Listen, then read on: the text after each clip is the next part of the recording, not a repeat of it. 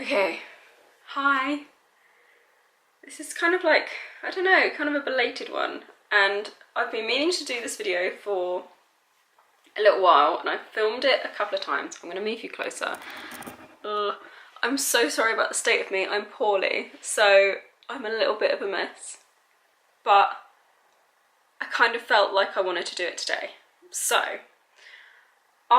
last year when I first started my YouTube channel, I did a really honest video that I will link below about like my struggle with my mental health, and I know that it's everywhere at the moment, everyone seems to talk about it, but actually it's so important to kind of be open, because after I posted that video and I shared it with all my friends and family who didn't necessarily know about it, and I shared it with just the public, the general public, everyone, everything, anyone could get hold of it. And I had so many messages from people saying, you know, how brave I was, that they wish they could say things like that, but also people opening up to me. And I take that so seriously, and I'm so honoured that people could share those kind of experiences, and that I've now got the ability to help them as much as I can. But I like people to know that they're not alone, because although I struggled, I knew I wasn't alone, but it helped a bit, but I still struggled, and I kind of thought some people might not even think that someone else is struggling the way they are, so if I could share my experiences, then fine. If that helps someone, then that's the best thing that could come of it at all.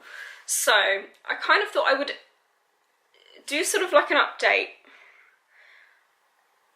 just on how like this past year has been for me, because with all the help that I received, if I would say probably watch the video before, because this would make more sense, but I'm going to talk as if you've seen it, because it's easier, because it's all of my experiences before and how they've affected me now.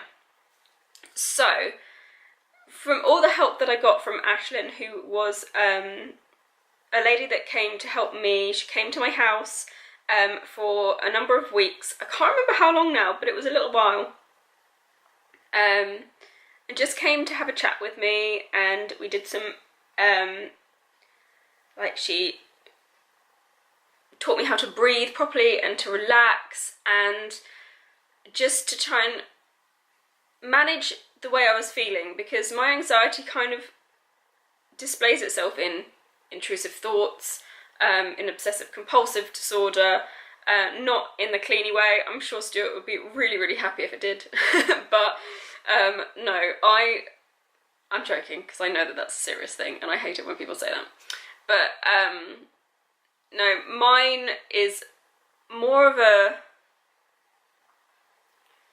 I don't know, like I have to repeat things, if not necessarily what I'm saying, but if I am locking the door, I'm not quite sure if I've done it or not. It's like I don't trust myself. I need to move things a certain amount of time, well, not an amount of times, but until I've thought the right thought while I'm doing it. So she kind of helped me with that. But yeah, see, now I can't stop thinking about the thing that I said before. I take it so seriously, so I don't want to upset anyone, so please just, I was not being serious. Anyway, I'm not even going to edit this, because I didn't edit the first one, and I want it to be completely me. So yeah, so the intrusive thoughts, I have to keep doing something until I've thought the right thought, or like kind of got rid of that thought from my head, which is very frustrating for me, because intrusive thoughts, I'm not the kind of person that can think something and be like, well, I don't really mean that. Sometimes I can, and so it depends on what frame of mind I'm in. But if that intrusive thought comes in my head when I'm already feeling really anxious, it can really build and build and build. Whereas other days, if I'm having an alright day, I can just be like, well, I don't actually think that, so bye, like, get out of my head, I don't want this in my head. So yeah, this past year, I've really used those techniques that she taught me to try and kind of understand that that's not me thinking it, kind of separating the two, and it really, really helps. It really helps to like just stand for a minute and be like, no. That's something that I can't control, but I can control what I'm going to do because of it, if that makes any sense. So I can have that thought, but actually, no, stand for a second and think about it and breathe. And it's really, really helped. So it's really made a difference to my year. That doesn't say that I'm cured, by far. I've really noticed that I guess some days are bad and some days are alright. I haven't had necessarily anything quite as bad as I had in the November before I started seeing Ashlyn, where I just couldn't control myself at all. I was just hysterical and crying and just thinking, I don't know what to do, I don't know why I feel this way. It was awful. But I've not really necessarily had that. I do have days where I just feel like nothing's going to cheer me up, nothing can make me happy. I feel like I don't know. And some moments during that day I can think, I know that this is temporary, but others I just I don't know what to do. And it's frustrating for me because as a person, I'm the kind of person that wants to keep people happy. So by seeing people trying to help me but not being able to, that's making them unhappy. So the normal person in me is like, oh, but I'm making them sad. I don't want to make them sad, which makes me even worse. So it really, really kind of spirals. But those days are, I mean, not a regular occurrence. Let's put it that way. And I've kind of worked out like what triggers it the most. So if I'm tired, then I get quite bad and I kind of just decide to take a day and just chill out a bit and kind of regroup. I've noticed that if I've not got anything to do, if I'm not occupied, I tend to go through stages where I just feel like I'm useless, like I'm not bringing anything to the world. So if I can do something to combat that feeling before I get too far into it, then I'm fine. So I find that if I'm productive, if I'm helping someone, like even if I'm not helping myself, if I'm helping someone, then it doesn't matter. If I'm going to keep a friend company, even if we're just sitting around all day, that's fine because I'm keeping them company. Overall, I would say that I am much, much better than I used to be. And I think that that's really helped. And it's really helped to talk to people. So posting that video has kind of started a conversation with people. They know that they can come to me, and that's fine. And if anyone wants to talk, I'm here. Like, I will talk to anyone. And I will tell you anything, and I'm the most open and honest person ever. I think, as well, I don't know whether it's an age thing. I mean, I'm 27 now, which isn't very old. Is it? No, it's not. But I think I've learned that I can say no to doing things that I don't want to do, that I can, if I don't like the way I'm being treated, I can do something about that. And it's really made a difference to how I view my own self-worth and, I don't know, like where I'm going and what I do with my time. If that makes any sense to you, if it doesn't, I don't really know how to explain it. But you know, if someone isn't being very nice to me, or if someone isn't bringing anything to my life, then I just think,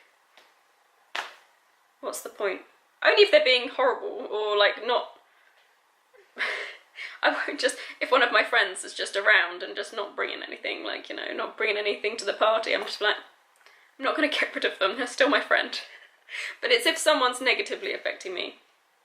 And I think I've really made a huge effort. I got to a point where I could only see negatives, and on the days where I'm feeling rubbish, then I do, and I try so hard to find positives. But overall, I would say that my positivity is coming back. So I went through a whole stage where I just could not see many positives, or I would just be negative, and it would bring people down. I know it was bringing people down, and I really didn't like it, but I couldn't help myself.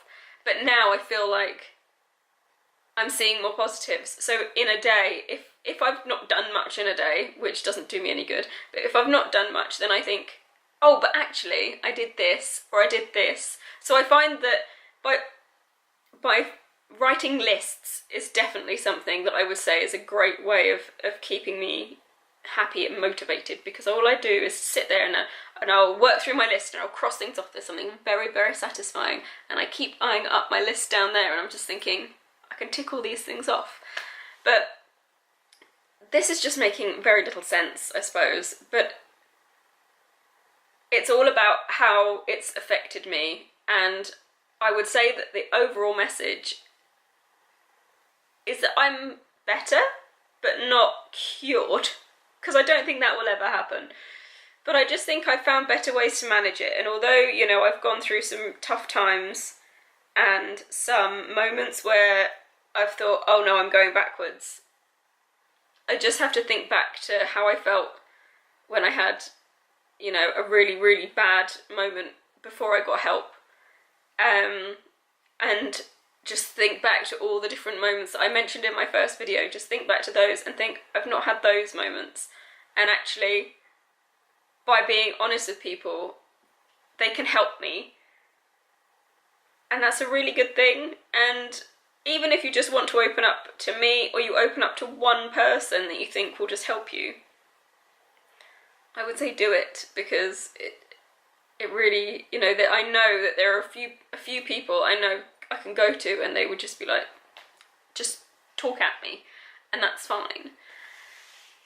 So yeah, it's a strange thing really, because I'm sure that very little of this has made sense, but I don't really want to edit it because it's kind of word vomit in a way. And I just think that if you can see that video back then and hear that story and see this and see that actually getting help and talking about it a year later is still helping me. It's not like that faded and I've just reverted back. It's much like, you know, when someone loses weight and you think, oh, but where are they a year later? Like, have they put it all back on again? No. Also something I haven't done, but I always use that analogy. But you just, you know, I think it's always good to get a perspective on it. And yes, someone can go and get help, but if it doesn't help them further on down the line, is there any point? Maybe, but actually, I think this has really worked. So being International Happiness Day, or Day of Happiness, that in general, it's today. Whether I get this up today or not is another matter. I'm in orange and purple because I'm doing an Alzheimer's research event later. That's something I'll talk about another time, but I'm doing an event later, so I'm all ready for that. So that's my evening. So whether I'll get this, I'm not editing it, but whether I get it up is a mystery. So I thought I would talk about a few things that make me happy, because in times when you're feeling a bit down, if you think of count your blessings, essentially, write down a list of everything that makes you happy, and if anything, write them down in the comments. I'd love to know what makes you happy. I know that my list consists of Marley, my little baby, who hasn't walked around my dog, hasn't walked around in this video, he's just sitting there, he's having a chill out. My husband, my mum and dad, all my family, my friends, like my best friends, they always make me happy, even if they're not around, if I just think about them. Oh, I love them. They're the main things that make me happy. Food. The list could go on, but they are my main things, my core group of things that make me happy, and I just have to think about them. So yeah, I'm grateful for them. I also think that on days where you just feel a bit down, going back to that, does it tie in? Yeah, when you feel a bit down and you want to make yourself feel happier, I think things like taking a day for yourself, having a nice bath, or getting your hair done, getting your nails done. If you're a boy, I don't know, playing a game you like. That's so stereotypical. I like playing games. I don't know.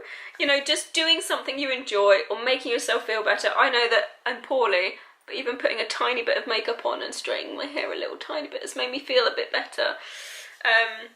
Just general self-care really, I know people take it a bit too far sometimes these days, but actually you can be selfish, and don't let anyone tell you otherwise, because you're allowed to be, so long as you're not being horrible to anyone.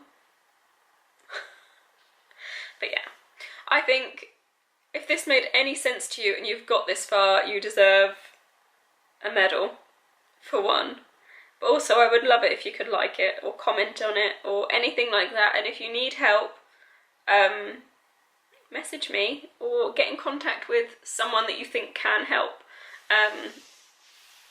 I'm not qualified to give any advice on specifics, but I know that I've experienced bad anxiety and OCD, so I can always just retell my story and help out however I can, or help you get in contact with people. That's fine.